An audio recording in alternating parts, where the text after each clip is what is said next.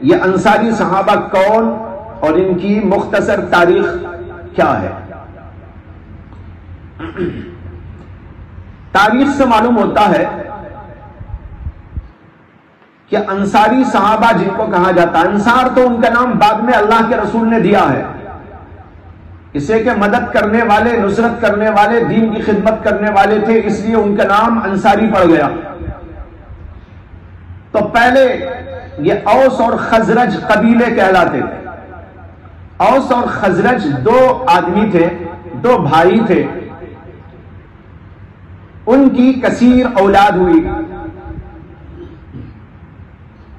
ایک کو خزرج قبیلہ اور دوسرے کو اوس کا قبیلہ کہا جاتا ہے۔ یہ دو سگے بھائی، اور یہ مدینے کے رہنے والے نہیں تھے، بلکہ یہ تو ملک یمن کے رہنے والے تھے۔ ملک یمن میں ایک بہت بڑا ڈیم تھا، قرآن میں بھی اس کا ذکر آیا ہے۔ قوم سبا کا تذکرہ، قوم سبا وہاں کی قوم تھی، یمن کی رہنے والی، اور اسی قوم سبا سے تعلق تھا بلقیس کا، جو حضرت سلیمان علیہ السلام کے ہاتھ پر ایمان لائی، اور وہ قوم سبا کی ملکہ تھی۔ تو قوم سبا وہاں آباد تھی، اور وہاں پر لوگوں نے ایک بہت بڑا ڈیم بنایا ہوا تھا۔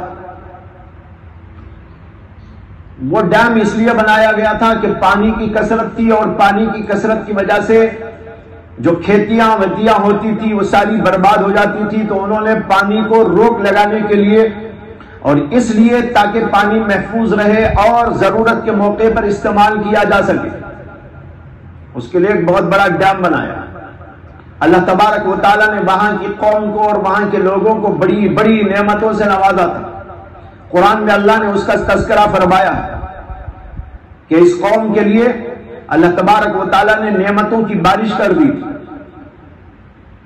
اور وہ شہر ایسا شہر تھا اور علاقہ ایسا علاقہ تھا، بلدۃ طیبہ، پاکیزہ شہر، کوئی غلاظت نہیں، بڑا پاکیزہ، نہ مچھر، نہ کھٹمل، نہ مکھی، ایسے تمام جانوروں سے پاک، بڑی پاکیزہ فضا۔ اور پھر جنتان عن یمین و شمال، شہر کے دونوں طرف باغات ہی باغات، کسی بھی راستے سے چلو تو ادھر بھی باغ ادھر بھی باغ، بس آدمی چلتا رہے کھاتا رہے، نہ کسی ہوٹل کی ضرورت، نہ سامان اور زاد لے جانے کی ضرورت۔ یہاں تک لکھا ہے کہ ایسا اللہ نے پھل پھلاریوں کی فراوانی ان کے لیے کر دی تھی کہ اگر ایک آدمی ٹوکرا لے کر باغ کے اندر سے گزر جائے تو ٹپا ٹپ اس ٹوکرے کے اندر پھل پھلاریاں گرتی رہے، توڑنے کی بھی ضرورت۔ اندازہ کرو کہ کتنی فراوانی۔ اللہ نے بطور خاص اس کا ذکر کیا، جنتان عن یمین و شمال، بلدۃ طیبۃ، پاکیزہ شہر۔ اللہ نے ان کو حکم کیا دیا؟ اللہ کا شکر کرو۔ کیسی کیسی نعمتیں اللہ نے تم کو دی۔ بیماری نام کو نہیں ہے، یہاں تکلیف و پریشانی کچھ نہیں ہے، کھانے کی یوں فراوانی ہے، بڑا پاکیزہ شہر ہے، آرام اور راحت کے سارے اسباب جمع ہیں، اور ہم نے سب کچھ تم کو جو دیا، تو بس اتنا تم سے مطالبہ ہے کہ اللہ کا شکر کرو۔ اللہ کا شکر کیا؟ ایمان لاؤ، اس کی نعمتوں کو کھا کھا کر اس کی عبادت کرو۔ لیکن انہوں نے نافرمانی کی، کفر پر تل گئے۔ نتیجہ یہ ہوا کہ اللہ تبارک و تعالی نے اس ڈیم کو توڑ دیا، اور سارے کا سارا پانی جو باہر آیا تو پورا شہر غرق ہو گیا۔ اللہ نے اس کا ذکر اسی جگہ پر کیا ہے، سیل العریم۔ سیل العریم یہ یہی ہے، ڈیم ٹوٹ کر سیلاب آ گیا۔ جب یہ سیلاب آیا تو جو مرنا تھا وہ مر گئے، جو بھاگ سکے تھے وہ بھاگ گئے۔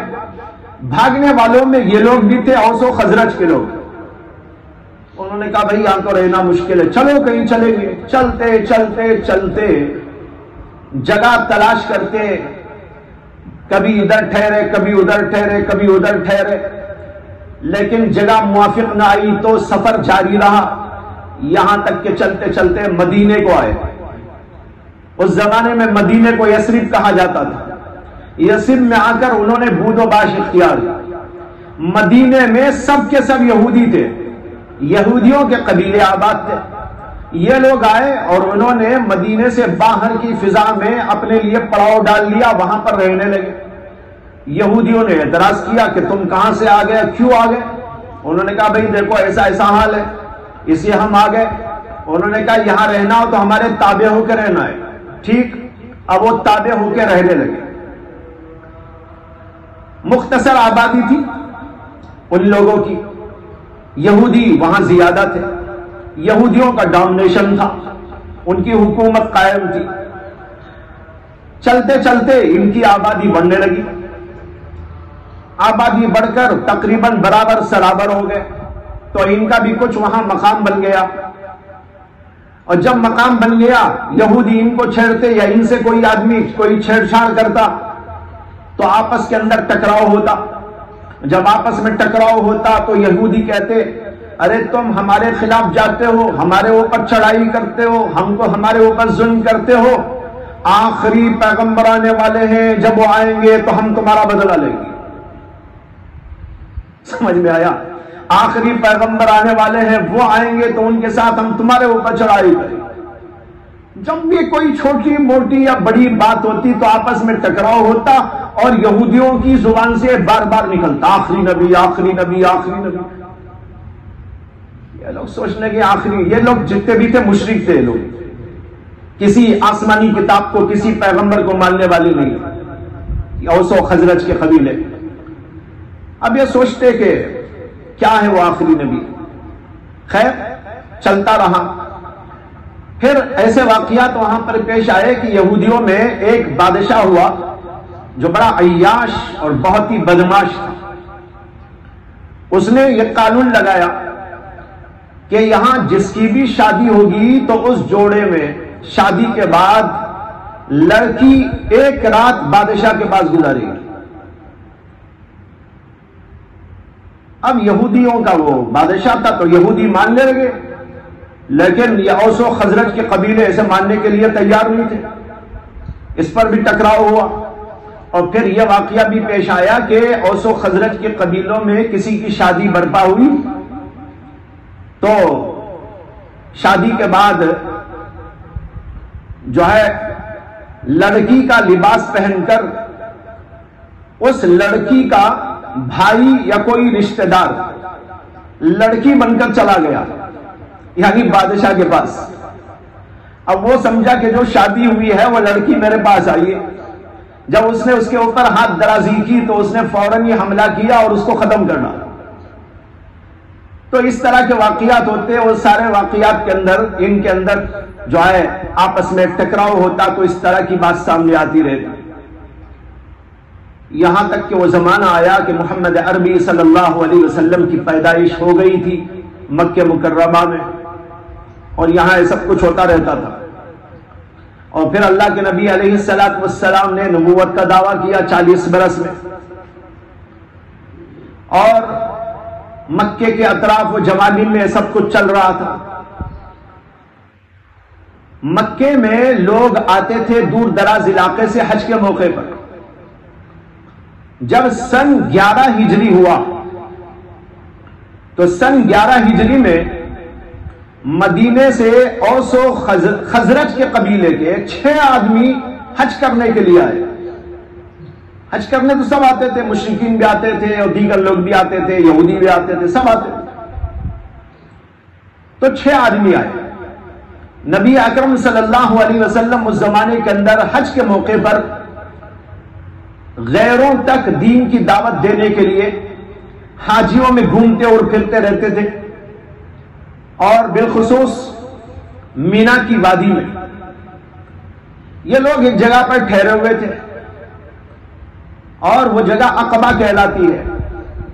تو وہاں پر یہ لوگ ٹھہرے ہوئے تھے، اللہ کے نبی گشت کرتے جا رہے تھے، اتفاقاً یہ لوگ مل گئے۔ اللہ کے نبی نے پوچھا کہ تم کہاں سے آئے ہو؟ انہوں نے کہا کہ ہم یثرب سے آئے ہیں۔ اللہ کے نبی علیہ السلام نے اپنی بات ان کے سامنے رکھی تو وہ ایک دوسرے کو دیکھنے لگے اور کہنے لگے یہ یہودی جو کہتے ہیں نا آخری نبی، وہی تو نہیں ہوں گے؟ اب پھر ان کو کچھ یقین آ گیا، انہوں نے کہا کہ ہم اسلام قبول کرتے ہیں، آپ کے اوپر ایمان لاتے ہیں۔ اور آپس میں انہوں نے مشورہ کیا اور کہا کہ دیکھو یہودی کہتے تھے کہ وہ آئیں گے تو ہم ان پر ایمان لائیں گے، ان سے پہلے ہم کیوں نہ ایمان لائیں؟ اب یہودیوں ہی کی بات جو ان کے ذہن میں تھے اس کے مطابق انہوں نے اللہ کے نبی علیہ السلام کو قبول کر لیا۔ آپ نے ان کو پیغام دیا، توحید کا درس دیا، کچھ باتیں سمجھائی، اور پھر اس کے بعد یہ فرمایا کہ اپنے قریبی لوگوں کے اندر یہ بات پہنچانا، ہو سکے تو آئندہ سال یہیں پر ملے گی۔ چنانچہ 6 آدمی گئے اور انہوں نے آپس میں وہاں پر کچھ دعوتی و تبلیغی کام شروع کیا، تو اس کے نتیجے میں اور کچھ لوگ ایمان لانے کے لیے تیار ہو گئے، اور ان کو لے کر اگلے سال یہ لوگ آئے۔ یہ سن 12 ہجری میں اللہ کے رسول نے پھر گشت کرنا شروع کیا اور ان لوگوں کی تلاش میں نکلے کہ وہ لوگ کہیں ہوں گے۔ دیکھا تو اسی کے قریب علاقے میں یہ لوگ موجود تھے اور 12 آدمی موجود تھے۔ اللہ کے نبی علیہ السلام سے ملاقات ہوئی اور پھر وہ جو مزید لوگ آئے تھے انہوں نے بھی اسلام قبول کیا، اور جب اسلام قبول کیا اور بیعت کی اللہ کے نبی علیہ السلام کے ہاتھوں، اس بیعت کا نام تاریخ کے اندر بیعت عقبہ اولا، بیعت عقبہ اولا، پہلی بیعت عقبہ۔ پہلے بھی ہوئی تھی لیکن تاریخ میں نام ایسا پڑ گیا، تو یہ دوسرا سال تھا۔ ان 6 افراد کو اللہ کے رسول علیہ السلام نے بیعت کیا، اور ان کے اندر عبادہ ابن الصامت بھی موجود تھے جن کا ذکر اس حدیث پاک کے اندر آیا ہے۔ اور پھر اس کے بعد ان لوگوں کو بھیجا اور اپنے ایک صحابی حضرت عمیر، مصعب بن عمیر رضی اللہ عنہ کو بھی اللہ کے رسول نے ان 12 افراد کے ساتھ مدینہ بھیج دیا، اس لیے کہ انہوں نے درخواست کی تھی کہ دین کو ہمارے میں پھیلانے کے لیے، ہمیں سمجھانے کے لیے، قرآن پڑھانے کے لیے، آپ کی باتیں سمجھانے بتانے کے لیے ایک آدمی کو ہمارے ساتھ بھیج دیا۔ اللہ کے نبی علیہ السلام نے حضرت مصعب بن عمیر کو بھیج دیا۔ حضرت مصعب بن عمیر ان لوگوں کے اندر رہے، اور ان کی دعوت اور تبلیغ اور ان کی محنت اور خدمت کے نتیجے میں جب 3 سال ہوا اور یہ ہجرت کا 13واں سال تھا، تو اللہ کے نبی علیہ السلام حسب معمول ان کی تلاش میں مینا کی وادی میں گھوم رہے تھے، تو دیکھا کہ اسی علاقے میں اس وقت میں 72 افراد موجود ہیں۔ یہ بہت بڑی بات تھی، معمولی بات نہیں تھی اس زمانے میں۔ 72 افراد ایک دم وہاں پر مل گئے، اللہ کے رسول نے ان کے سامنے ساری بات رکھی اور پھر ان لوگوں نے ایمان قبول کیا۔ اور جب یہ سب کچھ ہوا، وہاں بات چیت ہوئی، بات چیت کے دوران وہاں پر حضرت عباس بھی موجود تھے۔ انہوں نے کہا، اس وقت تک تو ایمان تو نہیں لائے تھے لیکن ہمدردی رکھتے تھے اللہ کے رسول علیہ السلام سے، اور وہ چچا بھی ہوتے تھے۔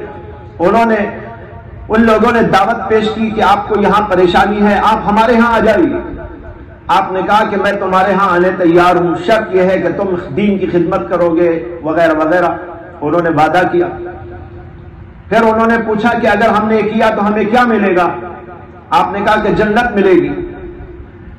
اور پھر انہوں نے سوال کیا کہ یا رسول اللہ، جب آپ ہمارے میں آ جائیں گے یہاں کی حالات کی ناسازگی کی وجہ سے، تو کہیں ایسا تو نہیں کہ حالات درست ہونے کے بعد آپ ہم کو چھوڑ کے پھر یہاں آ جائیں؟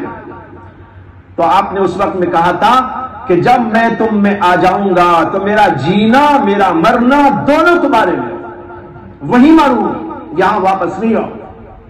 یہ سب باتیں ہوئی، حضرت عباس وہاں موجود تھے، انہوں نے تقریر کی، اور اس تقریر کے اندر انہوں نے اللہ کے نبی علیہ السلام کو دعوت دینے والوں کو نصیحت کی کہ دیکھو ان کی حفاظت کرنا ہے اور اس طرح ان کے ساتھ رویہ ہونا ہے وغیرہ وغیرہ، یہ ساری باتیں ہو گئی۔